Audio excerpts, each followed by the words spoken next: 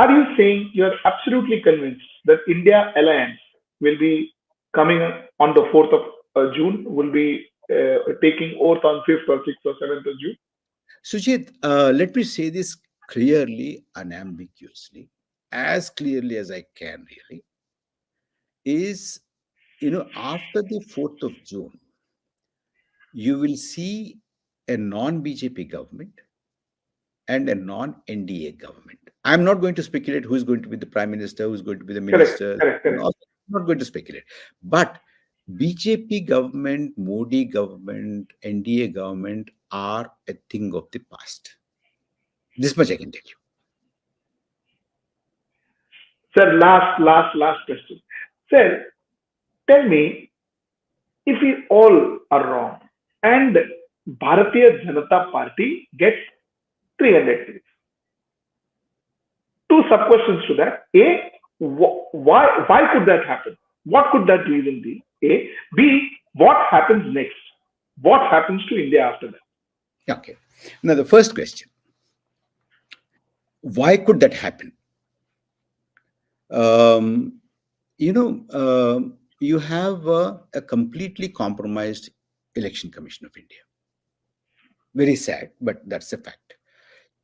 Why I say that it's a compromised thing is that, it has now become, Election Commission has become a government department, in the sense the government appointed the election commissioners. The role of the Supreme Court is eliminated from it. One. And that necessarily does not mean that the election commission is going to be partial. You have to give them some kind of a leeway, let them prove. And I waited when gross violations of model code of conduct was taking place. The election commission was unmoved, and it did not do anything in Surat, did not move a finger when things were happening. Of course, did not happen, thank God, in Indore. The And look at again in Chandigarh municipal mayoral election. That you can see that kind of a thing. And see, why does the prime minister need, or on behalf of the prime minister, why should anybody need to prevent somebody from filing a nomination paper in Varanasi? Tell me, is there a reason? Why do you do that?